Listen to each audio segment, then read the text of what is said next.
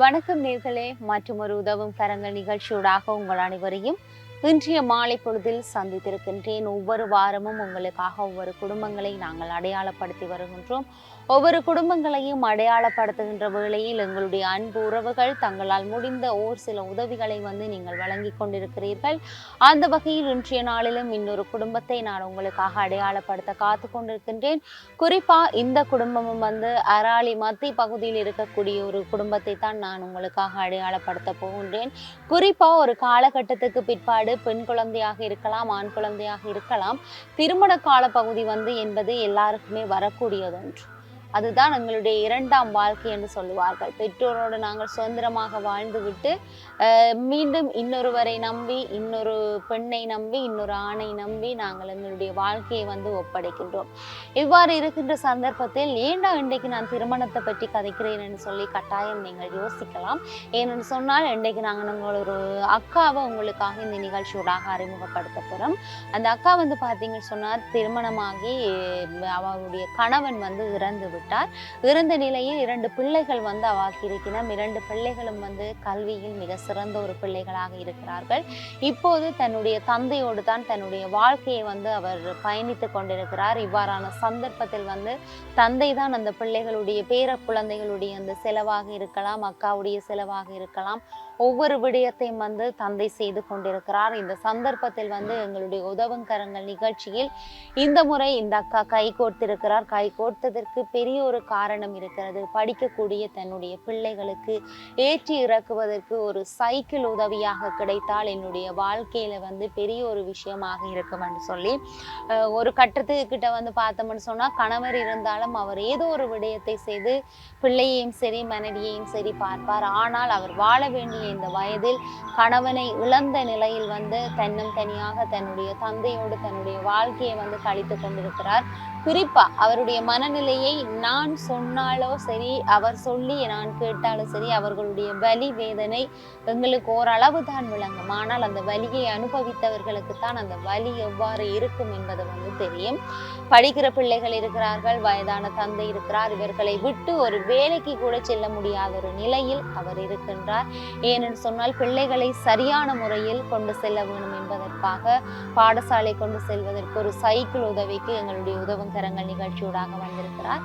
இப்போது நாங்கள் அந்த அக்காவை சந்திக்கலாம்.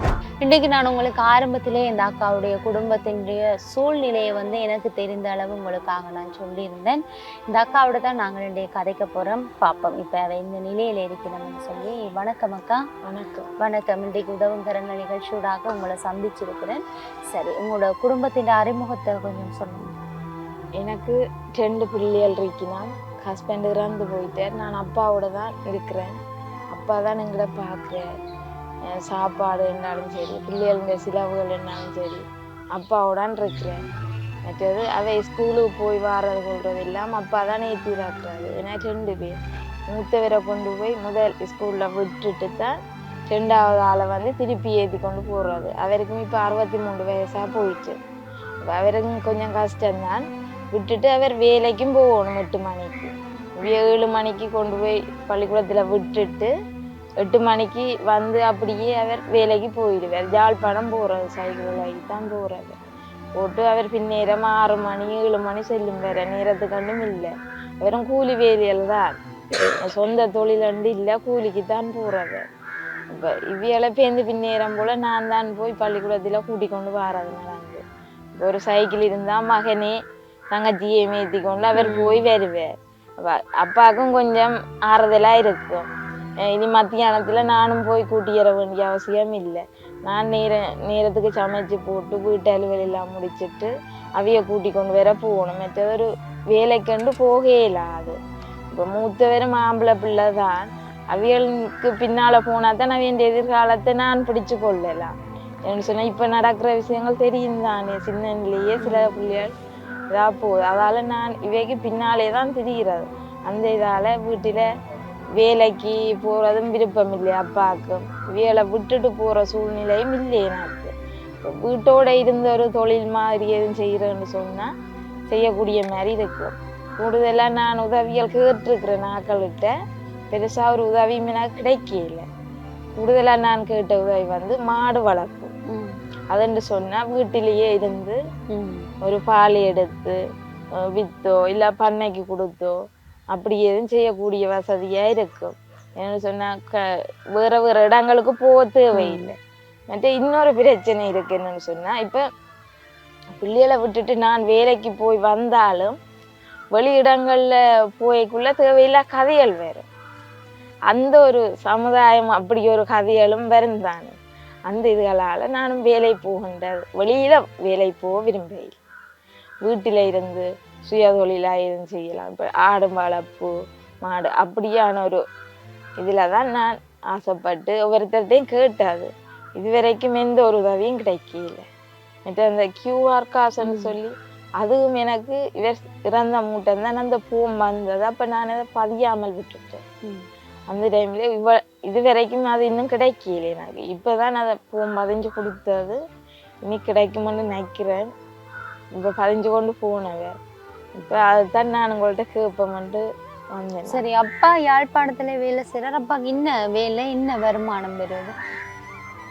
அப்பா வந்து சாமி வேலை செய்ய போறது, சிற்ப வேலை தான். அங்க வந்து இப்போ மேசன் வேலை கொடுக்குறத விட அவைக்கு கொஞ்சம் குறைவு தான். மேசன் வேலைக்கு எல்லாம் சொல்லிடணும் 5000 கிடைக்கும் அப்படி ஒவ்வொரு சம்பளம் இருக்குதாங்க. அவைக்கு வந்து இப்போ ஒரு நாளைக்கு சம்பளம் 2500 ரூபா தான் கிடைக்குது. அப்போ அந்த வருமானத்தை வச்சு கொண்டு தான் வீட்டு சமையல் சாப்பாடு 2 பேருக்கும் பள்ளிக்கூடத்துக்கு தேவையானதுகள் வாங்குறது. இப்போ ஒரு நாளைக்கு 2500, ஒரு நாளைக்கு சமையல் சாப்பாடு வேண பள்ளிக்கூட செலவுகளோடையே போகக்கூடிய மாதிரியே இருக்குது. மற்றது டியூஷனுக்கு விடுற இல்லை. மூத்தவரை இப்போ டியூஷனுக்கு விடுறோன்னு சொன்னால் மாசத்துல 3000 ரூபா கேட்கணும் ஒரு மாதம். எல்லா படிப்புக்கும் சேர்த்துதான். அவ்வளோத்துக்கு கொடுத்து படிப்பிக்கிற அளவுக்கு வசதி இல்லை. இப்போ 2வது ஆள் இப்போ 4ஆம் ஆண்டு படிக்க கொலர்ஷிப் அடுத்த வருஷம். அதுக்காக ஒரு சார் தானே முன் வந்து இவ தான் படிப்பிச்சு விடுறேன், பிரச்சனை இல்லை, நீங்க கூட்டிக்கு வந்து விடுங்கன்னு சொல்லி கூட்டி கொண்டே விடுறாரு. நான் தான் கூட்டி கொண்டே விடுவேன். அப்ப அந்த இதாலே அவன் படிப்பு பிரச்சனை இல்லை. மூத்தவரு தான் நான் இரவிலேயே பள்ளிக்கூடத்துல படிச்சதை இரவில மீட்டல் மாதிரி சொல்லி கொடுக்குறாரு. அவர் படிப்பார், பிரச்சனை இல்லை. சரி, என்ன வகுப்பு படிக்கணும் 2 பேரும்? மூத்தவர் 8ஆம் ஆண்டு, 2வது 4ஆம் ஆண்டு படிக்கிறான். ஒரு ஆம்பளை பிள்ளை 1வது, 2வது பொம்பளை பிள்ளை. சரி, அப்ப எவ்வளவு தூரம் பள்ளிக்கூடம் போகணும் உங்களோட வீட்டை இருந்து? கொஞ்சம் தூரத்தான். அப்போ ஒரு நாள் சைக்கிள், அதோட 2 நேரம் ஓடணும். 2 நேரம். சரி, இப்ப உங்களுக்கு அம்மா இல்லையா? அம்மா இருக்கிற. அம்மாவுக்கு கொஞ்சம் காலையில அது முழங்கால் பெருசா நடந்ததுகள் இதுகள் செய்ய மாட்டா. இருக்கிறாதான் அந்த வெளி வேலையில் கொஞ்சம் பாப்பா. பெருசா அவளை வந்து செய்கிறீல. நான் இருக்கிறேன் தானே. அவாக்கும் இப்ப 63 வயசு. அப்போ கொஞ்சம் வயசு போயிட்டு தானே. அதால நான் தான் எல்லா வேலையும் செய்கிறாரு. இப்போ உங்களுக்கு வேற சகோதரர்கள் இருக்கிறான். என்ன செய்யணும்? மூத்தவ அக்கா. நாங்கள் ஆம்பளை சகோதரம் இல்லை. எனக்கு அடுத்தது தங்கச்சி இருக்கிறார். அவ கல்யாணம் செய்துட்டீங்க. ஆக 3 பேரும் கல்யாணம் கட்டிட்டுங்க. இல்லை உங்களுக்கு தான் எல்லாரும் கிட்டத்தானே இருக்கணுமோ இல்லையா? இல்லை இல்லை, அது கொஞ்சம் தூரத்துல. சரி, உங்களோட கணவன் ஆக்கள் இந்த மாதிரி இப்ப அவர் இல்லைன்னு சொன்னா இந்த மாதிரி கணவனுடைய அவியல் கொஞ்ச காலம் தொடர்போட இருந்தவ. இப்ப தொடர்பு இல்லை. அவியலுக்கும் கொஞ்சம் கஷ்டம். இவர் ஒரு ஆள் தான் ஆம்பளை பிள்ளை. இப்ப கொஞ்சம் படிச்சு கட்டிக்காரா வந்திருக்கிறா. ஒரு ஆள் டீச்சிங் செய்கிறா. ஒரு ஆள் இங்க திருவோணமலையில இருக்கிறா. மற்றவ படிச்சோன்னு இருக்கிறான். உங்களோட எந்த ஒரு தொடர்பும் இல்லை. இப்ப கணவன் இறந்து உங்களுக்கு 4 வருஷம்? 4 வருஷம் ஆயிடுச்சு. இந்த 4 வருஷத்துக்கே இந்த தொடர்பு ஒன்றும் இல்லாம போயிட்டு? 1 வருஷத்துக்குள்ள தொடர்போட இருந்தவ இருந்து நான் தான் எடுத்து கதைக்கிற விடுறது. எனக்கும் பிறகு கொஞ்சம் அப்பாட்டே இந்த நாளும் போனுக்கு காசு போட்டு கதைக்கிறேன்னு சொல்லிக்குள்ள அவரையும் கஷ்டப்படுத்தக்கூடாதுன்னு நான் யோசிச்சேன். எல்லாத்துக்குமே காசுன்னா அவரை முளைச்சு என்ன பார்க்கணும், பிள்ளைகளை பார்க்கணும். சரி, அவ பிள்ளை தானே, அவையா எடுக்கட்டும். நான் விட்டுட்டு அவையும் தொடர் போடுறேன்.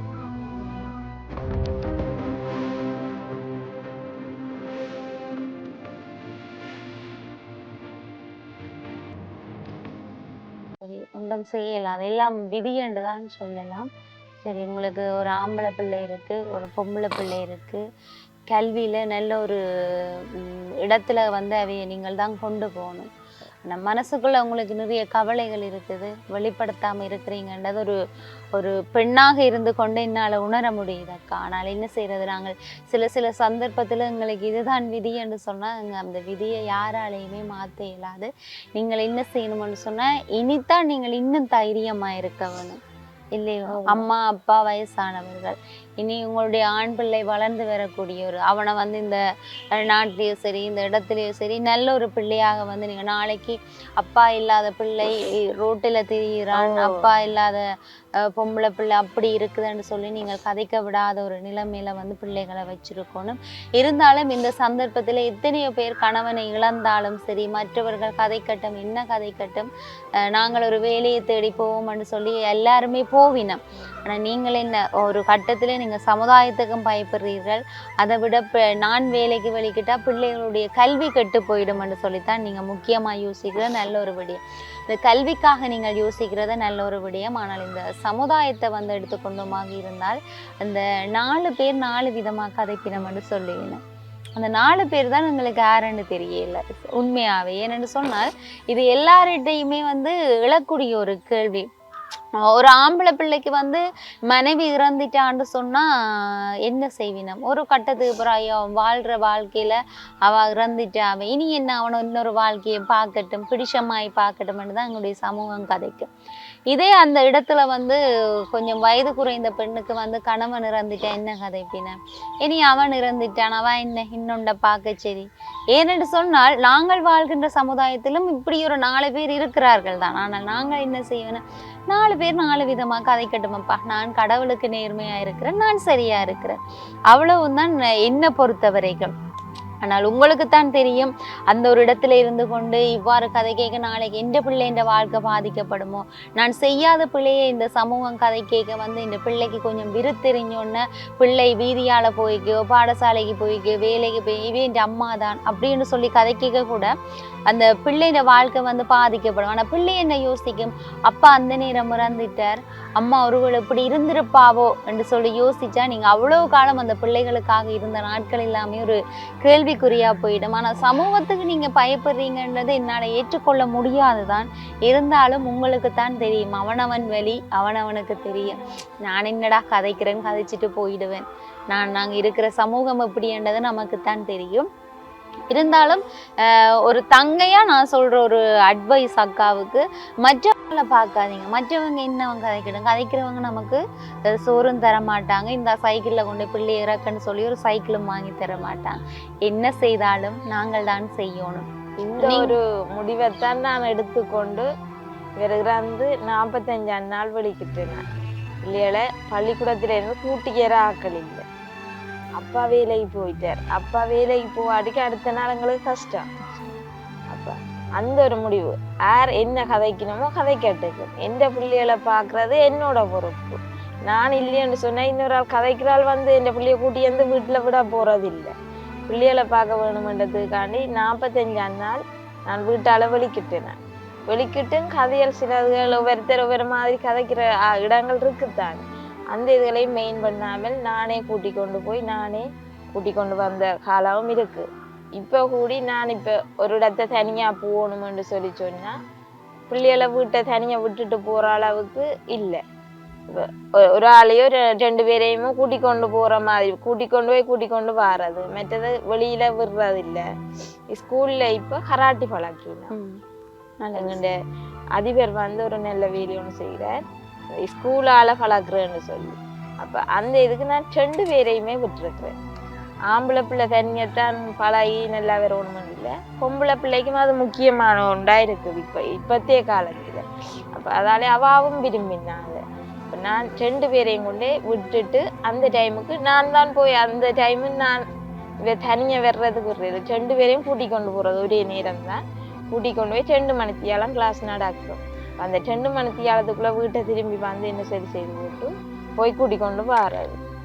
சைக்கிள்னு சொன்னா மகனை நம்பி தங்கச்சியை விடலாம். இது 2 பேரும் நடந்து போறதில்லோ, நடந்து போய்க்க இன்னும் 2 பேர் நடந்து வரைக்குள்ள இவியலுக்குள்ள என்னென்ன நடக்கும்ன்றது தெரியாது. சைக்கிள்ல இவியலை நம்பி விட்டுட்டு கூட்டிக் கொண்டு வர்றது பிரச்சனை இல்லை. அந்த இது ஒரு பிரச்சனை இருக்கு எனக்கு. சரி, நீங்க அந்த சமூகத்துல கதைக்கிற அந்த 4 பேரை விட்டுருங்க. அந்த 4 பேர் எந்த சமூகத்திலயும் இருந்து கொண்டுதான் இருக்கு. அவ இருந்துட்டு போகட்டும், எங்களுக்கு ஒரு கரைச்சலும் இல்லை, ஒரு பிரச்சனை இல்லை. கதைக்கிறவங்க கதைச்சிட்டு போகட்டும். ஆனா இனி உங்களோட பிள்ளைகள் வந்து வளர வேண்டிய ஒரு காலம். நீங்கள் உங்களுடைய குடும்பத்தோட சேர்ந்து நீங்கள் முடிவெடுக்கலாம். வேலைக்கு செல்லலாமா, நான் வேலைக்கு சென்றா என்னோட மற்ற மகனையும் வந்து டியூஷனுக்கு அனுப்பி படிக்க வைக்க முடியும். அது நீங்கள் உங்களுடைய குடும்பத்தோடு சேர்ந்து எடுக்க வேண்டிய ஒரு முடிவு. ஏன்னு சொன்னால் நீங்கள் நல்ல தெளிவா இருக்கிறீங்க. இதுதான் என் லைஃப், இதுதான் என் வாழ்க்கைன்னு சொல்லி நாங்க முடிவு எடுத்துட்டோம்னு சொன்னா அதுல இருந்து நாங்கள் மாற மாட்டோம். மற்றவங்களை மாத்த நினைச்சா நாங்க சைக்கோ இல்லத்தானே அப்படின்னு ஒரு இது இருக்கு. எனவே அக்கா, நீங்கள் நல்ல ஒரு பணி. ஆனால் வாழ்ற வயசுல கணவனை இழந்தது கவலையான ஒரு விடயம்தான். ஆனால் உங்களுக்கு எந்த அளவில் என்னால் வந்து சரியான ஆறுதல் சொல்ல முடியும் என்பது எனக்கு தெரியாது. இருந்தாலும் ஒரு ஆண் குழந்தை, ஒரு பெண் குழந்தை நீங்கள் இருக்கிறீர்கள். உங்களுடைய வாழ்க்கை இனி வரப்போற காலத்துல வந்து சந்தோஷமா அமையணும் என்று சொல்லி இந்த நிகழ்ச்சியூடாக நான் உங்களுக்கு ஒரு வாழ்த்தை சொல்லிக் கொள்கிறேன். நீங்கள் கேட்டது ஒரு சைக்கிள் கிடைச்சா அந்த பாடசாலை உதவிக்கு கட்டாயம் நாங்களும் முயற்சி செய்கின்றோம் உங்களுக்கு அந்த ஒரு சைக்கிள் கிடைக்க. அது மாத்திரமில்லாமல் இந்த நிகழ்ச்சியை பார்த்து கொண்டிருக்கக்கூடிய உறவுகளும் உங்களுக்கு அந்த உதவியை செய்வார்கள் என்று சொல்லி எனக்கு முழுமையான ஒரு நம்பிக்கை இருக்கிறது. அடுத்த முறை உங்களை நாங்கள் காணும்போது நீங்கள் ஒரு புது சைக்கிளோடு இருப்பீங்கள் என்று சொல்லி நான் நினைக்கிறேன். சரி, உங்களுடைய உதவியையும் உங்களுடைய தனிப்பட்ட தொலைபேசி இலக்கத்தையும் நீங்கள் இந்த நிகழ்ச்சியில பதிவு செய்யுங்க. என்னன்னு சொன்னா, எனக்கு இப்போ 2 பிள்ளைகளும் பள்ளிக்கூடம் போய் வர்றது கொஞ்சம் கஷ்டம். அப்பாவும் வயசு போயிட்டு 2 பேரையும் 2 தரம் ஏற்றி இறக்க வேணும். முதல் ஒரு ஆளை கொண்டே விட்டுத்தான் பிறகு மற்றவாவை கொண்டே விடுறது. இப்போ நீங்கள் பார்த்து கொண்டிருக்கிற நீங்கள் இவைகளுக்கு ஒரு சைக்கிளை தந்து உதவினா அவ போய் வர்றக்கூடிய மாதிரி இருக்கும். எனக்கும் கொஞ்சம் வேலை வீட்டில் இருந்து செய்யக்கூடிய மாதிரி இருக்கும். அவைகளை பின்னேரத்தில் நான் தான் போய் கூட்டி கொண்டு வர்றது. மற்றது என்னென்னு சொன்னால், சைக்கிளும் இப்போ அந்த சைக்கிள் சேர முடியாத பட்சத்தில் எனக்கு வீட்டில் இருந்தவாறு தொழில் செய்கிறதுக்கு கூடுதலாக நான் எதிர்பார்க்குறது என்னென்னு சொன்னால், மாடு வளர்ப்பு, மற்றது வீட்டில் இருந்தபடியே கோழிகள் வளர்க்கலாம், மாடு வளர்க்கலாம். நான் கூடுதலாக எதிர்பார்க்குறது என்னென்னு சொன்னால், மாடு வளர்க்குறது சுகமாக இருக்கும். எனக்கு என்னென்னு சொன்னால், மாதம் மாதம் பால் எடுத்து அதில் ஒரு லாபத்தை தேடக்கூடிய மாதிரி இருக்கும். அப்படியான அந்த இதை விரவை வச்சு கொண்டு பிள்ளைகளுக்கு படிப்பு செலவு கண்டாலும் இன்னொரு தேவைகளுக்கு நான் மிச்சம் பிடிச்சி அவையோட படிப்பைத்தான் முதல்ல எதிர்பார்க்குறேன். அவைகளை படித்து நல்ல ஒரு நிலைமைக்கு கொண்டு வர வேணும் என்று சொல்லி, நீங்கள் இப்படி எனக்கு உதவி செய்ய விரும்பினா என்னோட ஃபோன் நம்பரை நான் இதை தர்றேன். அந்த நம்பருக்கு என்ன தொடர்பு கொள்ளுங்க. என்னோட ஃபோன் நம்பர் 077 190 53 13. இதுதான் என்னோட ஃபோன் நம்பர். மற்றது என்னன்னு சொன்னால், எனக்கு வீடு திட்டம் தான் தந்தது. திட்டம் வந்து அரைகுறையாத்தான் நிற்கிது. மேலே கட்டுறதுக்கான வசதிகள் இல்லை. நீங்கள் பார்க்குற நீங்கள் ஏதும் வீடு கட்டி முடிக்கக்கூடிய மாதிரி எனக்கு உதவி செய்யலும்னு சொன்னால் அதை நான் உங்கள்கிட்ட கேட்டுக்கொள்கிறேன். அப்பா கூலி வேலைக்கு போகிறபடியாக அந்த வீடை கட்ட முடியாத ஒரு நிலைமையில இருக்கிறேன். இப்போ அப்பாக்களோட வீட்டிலான் இருக்கிறேன். அந்த வீடும் வந்து இப்போ எங்களுக்குன்றது இல்லை. அந்த வீடு என் கடைசி தங்கச்சிக்கு சீதனமாக அதை கொடுத்தபடியால் சொந்தமாக எனக்கு வீடுண்டு இல்லை. இப்போ அவையல் வந்து அவைக்கு வீடு தேவையண்டேக்குள்ளே நான் அந்த வீட்டை விடத்தான் வேணும். என்னோட வீடு வந்து கட்டி முழுமைப்படுத்தாமல் அரைவாசியோட நிற்கிது. அதையும் யாரேன் உங்களுக்கு விரும்பினா செய்து தரக்கூடிய மாதிரி ஏதும் யாரேன் செய்யக்கூடிய ஆக்கள் செய்து தருவீங்களேன்னு ஒரு இதில் நான் உங்களை கேட்குறேன். என்ன மக்களை, இன்றைய நாளிலும் உதவும் கரங்கள் நிகழ்ச்சியூடாக இந்த மாலை பொழுதில் உங்களுக்காக ஒரு குடும்பத்தை நான் அடையாளப்படுத்தி இருந்தேன்.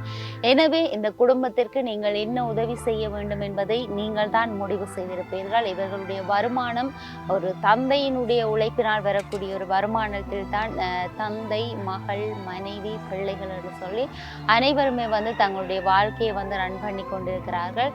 குறிப்பாக அந்த அக்கா சொன்ன ஒரு விடயம், தனக்கு வீட்டில் இருந்தவாறு ஒரு சுயதொழில் செய்வதற்கு அவர்களுக்கு உதவி செய்யுங்கள்.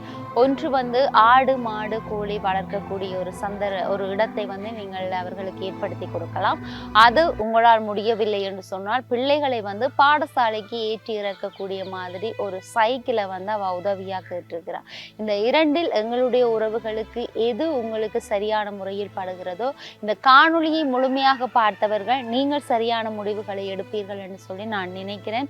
கட்டாயம் இந்த நிகழ்ச்சியை மிஸ் பண்ணாதீங்க. இந்த நிகழ்ச்சியை நீங்கள் முழுமையாக பாருங்கள். பார்க்கின்ற வேளையில் தான் ஒவ்வொரு இடத்துல ஒவ்வொரு குடும்பங்களுக்கு இவ்வளவு தேவைகளா, இவ்வளவு பிரச்சனைகளா என்று கட்டாயம் நீங்கள் எதிர்பார்ப்பீங்க. ஏனென்று சொன்னால் எல்லாரும் சொல்கிற ஒரு அடிமட்டம் இல்லாமல் ஒரு அளவான வசதியில் வாழ்பவர்களே அடுத்தவர்களை பார்த்து நாங்கள் இன்னும் வசதியாக வர வேண்டும் என்று சொல்லி யோசித்துக் கொண்டிருக்கிற சந்தர்ப்பத்தில் இவ்வாறு இருக்கக்கூடியவர்கள் இன்ன மனநிலையில் இருப்பார்கள் என்பதை கொஞ்சம் நீங்கள் சிந்தித்து பார்த்தாலே உதவி என்பது தானாக நீங்கள் செய்து விடுவீர்கள் என்பது தான் உண்மையான ஒரு விடயம். எனவே இவ்வாறான மக்களுக்கு உங்களுடைய உதவிகள் கட்டாயம் சேர வேணும். நீங்கள் செய்கின்ற இந்த உதவி இவர்களை சேர வேணும். நீங்கள் செய்கின்ற இந்த சிறு உதவி அவர்களுக்கு நாளை பெருமொரு உதவியாக மாற வேணும். குறிப்பா சொல்லுவார்கள், அந்த என்ன சொல்றது, உதவி என்பது இந்த கைக்கு கொடுக்கிறார் அடுத்த கைக்கு தெரியக்கூடாதுன்னு. ஆனால் இந்த நிகழ்ச்சியை நாங்கள் ஏன் இவ்வாறு செய்கின்றோம் என்று சொன்னால், நாங்கள் ஒரு மனிதன் ஒருவருக்கு உதவி செய்கின்ற வேளையில் அதை நாங்கள் இன்னொருவருக்கு காட்டும் போது அவர் முன் வருவார், நானும் உதவி செய்ய வேண்டும் என்று சொல்லி. எவ்வளவோ சொத்தையோ எவ்வளவோ இதை எல்லாமே நாங்கள் சேர்த்து வைத்துட்டு இறுதியில் எதுவுமே இல்லாமல் ஒன்றுமே கொண்டு போகாமல் தான் எங்களுடைய வாழ்க்கை போக போகுது. இருக்கின்ற வேளையில் இருப்பவர்களுக்கு, கஷ்டத்தில் இருப்பவர்களுக்கு ஏதாவது ஒரு சிறு உதவிகளை செய்து கொண்டு எங்களுடைய வாழ்க்கையில கொஞ்சம் நாங்கள் புண்ணியத்தை சேர்க்கலாம் என்று சொன்னால் இவ்வாறான மக்களுக்கு உங்களுடைய உதவிகள் சேர வேண்டும் என்பதுதான் உண்மையான ஒரு விடயமாக இருக்கிறது. எனவே எங்களுடைய அன்பு சொந்தங்களே, உங்களுடைய உதவிகள் கட்டாயம் இவர்களுக்கு கிடைக்கப்பெற வேண்டும். உங்களுடைய உதவிகளை நோக்கி இவர்கள் பயணிப்பார்கள், இறுதி வரைக்கும் பயணித்துக் கொண்டிருப்பார்கள் என்பதுதான் உண்மையான விடயம் என்பதை கூறிக்கொண்டு இந்த அக்காவுடைய தனிப்பட்ட தொலைபேசி இலக்கத்தை நாங்கள் இதிலே பதிவிட்டிருக்கிறோம். இந்த இலக்கத்தின் மூலமாக நீங்கள் தனிப்பட்ட முறையில் உதவி செய்ய விரும்பினால் உதவி செய்யலாம். உதவும் கரங்கள் நிகழ்ச்சியோடு கைகோர்த்து நீங்கள் உதவி செய்ய விரும்புவீர்களாக இருந்தால் எங்களோடு இணைந்து இவ்வாறான குடும்பங்களுக்கு நீங்கள் உதவிகளை செய்யலாம் என்பதை கூறிக்கொண்டு இன்றைய மாலை பொழுதிலும் இந்த குடும்பத்தை அறிமுகப்படுத்திய மன திருப்தியோடு நானும் நிகழ்ச்சியை முடிக்கிற நேரம் வந்தாச்சு. தொடர்ந்தும் டான் தமிழொலி நிகழ்ச்சிகளோடு இணைந்து கொள்ளுங்கள் என்பதை கூறிக்கொண்டு உங்களிடத்திலிருந்து விடைபெற்று செல்லும் நான் ஈஸ்வரன் சுரேகா. நன்றி, வணக்கம்.